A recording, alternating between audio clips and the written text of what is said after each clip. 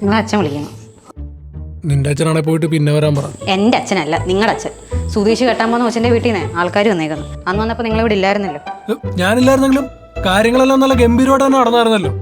എടി, നിനക്കെങ്കിലും പറയായിരുന്നല്ലോ അവന്റെ ഒരേ ഒരു ചേട്ടനായി ഞാൻ വിടില്ലാത്തപ്പോൾ ഈ ചടങ്ങ് മാറ്റി വെക്കണമെന്ന്. നിങ്ങളിവിടെ ഇല്ലാഞ്ഞതേ വളരെ നന്നായി. ഉണ്ടായിരുന്നെങ്കിൽ ഷർട്ട്, പാൻറ്, ഫേഷ്യൽ എന്നൊക്കെ പറഞ്ഞ് എൻ്റെ കുറേ പൈസ കൂട്ടിയാനെ. നീ നോക്കിക്കോടി, ഇനി അധിക സമയമൊന്നും വേണ്ട എന്റെ മാവ് പൂക്കാൻ. അന്ന് നീ എനിക്ക് വേണ്ടി ചെലവാക്കിയ എല്ലാ പൈസയും തന്നിട്ട് ഞാൻ ഇതിനുള്ള മറുപടി പറയും. BP 160, cholesterol 400, grade 1 fatty liver, പോരാത്തതിന് ഷുഗർ. ഇതെല്ലാം ഇപ്പം നിങ്ങൾ കൊണ്ടു നിങ്ങൾ ഓർത്തണം. ഇത് ഷുഗർ ഒഴിച്ച് ബാക്കിയെല്ലാം നിന്നെ കെട്ടിയെടുത്തതിന് ശേഷം ഉണ്ടായ അടി. അതെനിക്കറിയാം. ഷുഗർ ഈയിടെയായിട്ട് കുറച്ച് കൂടുതലാ. ഫോൺ നോക്കിയപ്പോൾ എനിക്ക് മനസ്സിലായി. നിനക്കിപ്പോ എന്താ വേണ്ടേ? മാവ് പൂക്കുന്നതിന് മുന്നേ അത് വെട്ടാൻ ഇട വരുത്തരുത്. അങ്ങോട്ട് എഴുന്നേറ്റ് വാ.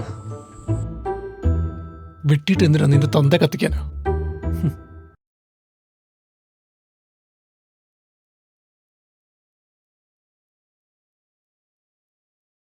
കഴിഞ്ഞ വട്ടം വന്നപ്പോൾ നമ്മൾ തമ്മിൽ കണ്ടില്ലായിരുന്നു. അന്ന് ഞാൻ എൻ്റെ ഒരു ബിസിനസിന്റെ ആവശ്യമായിട്ട് ഒരു ടൂറിലായിരുന്നു. ബിസിനസ്സോ? എന്താ ബിസിനസ്സാ? എനിക്ക് ബിസിനസ് ഭയങ്കര താല്പര്യമുള്ള പരിപാടിയാണ്. അത് അങ്ങനെ ഇന്ന ബിസിനസ് ഒന്നുമില്ല, എല്ലാം ഉണ്ട്. ഓരോന്ന് തൊട്ടുമ്പോൾ പുതിയ തുടങ്ങുവേ.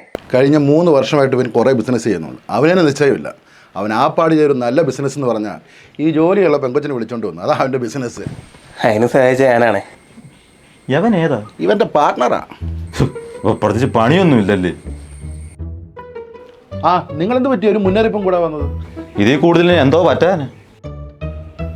മോള് ചെറിയൊരു അബദ്ധം കാണിച്ചു. അബദ്ധോ? എന്താ അബദ്ധം? നിങ്ങൾ തെളിച്ചു പറ. രേഷ്മ മണിഞ്ഞന്ന് യൂണിവേഴ്സിറ്റിയുടെ സർട്ടിഫിക്കറ്റ് വാങ്ങാനെന്ന് പറഞ്ഞ് പോയതാണ്.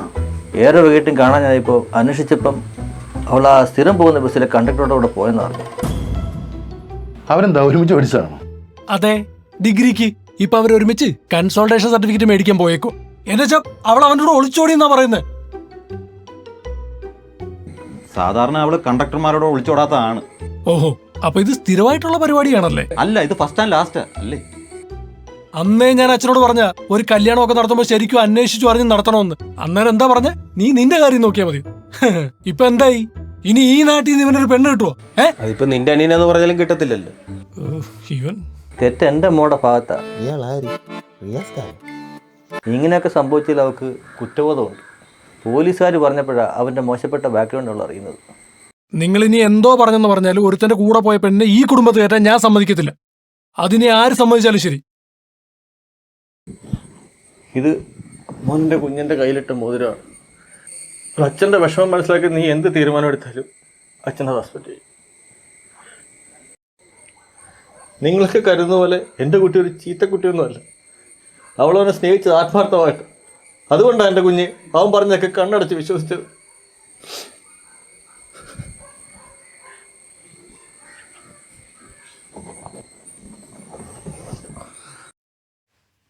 അച്ഛാ,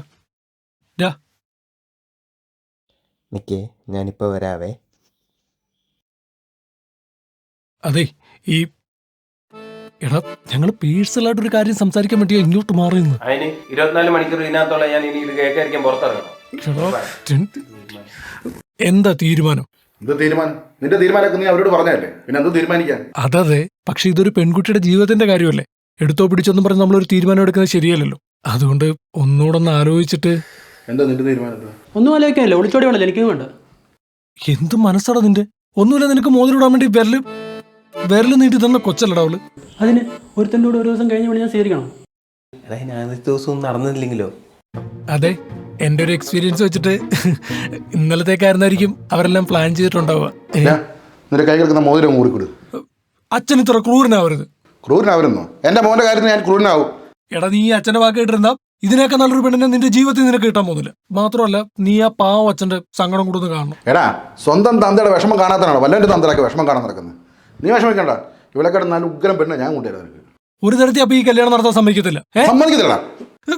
എങ്കിൽ ഞാൻ ഒരു കാര്യം ചോദിച്ചോട്ടെ, കല്യാണത്തിന് മുന്നേ അച്ഛൻ വെർജിനായിരുന്നു? അച്ഛാ, മോതിരം ഊരി കൊടുക്കാൻ പോകണമെന്നുണ്ടെങ്കിൽ അവന്റെ ഈ കിടക്കുന്ന വരവാ. കാശിന് ആവശ്യം വന്നപ്പോ ഞാൻ ചെറുതായിട്ട് അതൊന്നെടുത്ത് പണയം വെച്ചിട്ടുണ്ടായിരുന്നു. ഞങ്ങൾ നിങ്ങൾക്ക് തന്ന മോതിരം 1 പവനുണ്ട്. പിന്നെ നിങ്ങൾ തന്ന മോതിരം 2 പവൻ 800 ഗ്രാം. ഇത് പിടിച്ചു.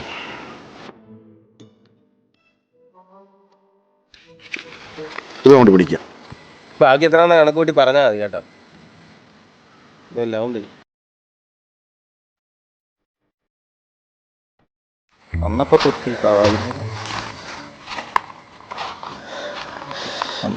കാശ് ഞാൻ സൂക്ഷിക്കാം. നമുക്ക് ആ കണ്ടക്ടർക്ക് തന്നെ ജാമത്തിൽ ഇറക്കണ്ടേ? എന്തിനാണ് ഈ ചെറ്റകളെക്കാളും ഭേദമാണ് അവന് കെട്ടിച്ചു കൊടുക്കാവുന്നു. അല്ലേ വേണ്ട, ഞാൻ തന്നെ കേട്ടാ മാമ്പ. ഒരു കാര്യം ഞാൻ പറഞ്ഞേക്കാം, 2 ദിവസം കൊണ്ട് എനിക്ക് ആ മോതിരം എടുത്തു തന്നില്ലേ, ബാക്കി കാര്യം ഞാൻ അന്നേരം പറഞ്ഞുതരാം. പട്ടി ഇനിയിപ്പം നമ്മൾ എന്ത് ചെയ്യും? ഒരുപാടങ്ങ് അഭിനയിക്കല്ലേ. 2 ദിവസമൊന്നുമല്ല, 2 വർഷം പിടിച്ചാലും നിങ്ങളെ കൊണ്ട് അത് എടുത്തു കൊടുക്കാൻ പറ്റില്ലെന്ന് എനിക്കറിയാം. കൊണ്ടെടുത്ത് തരുമായിരിക്കും അല്ലേ?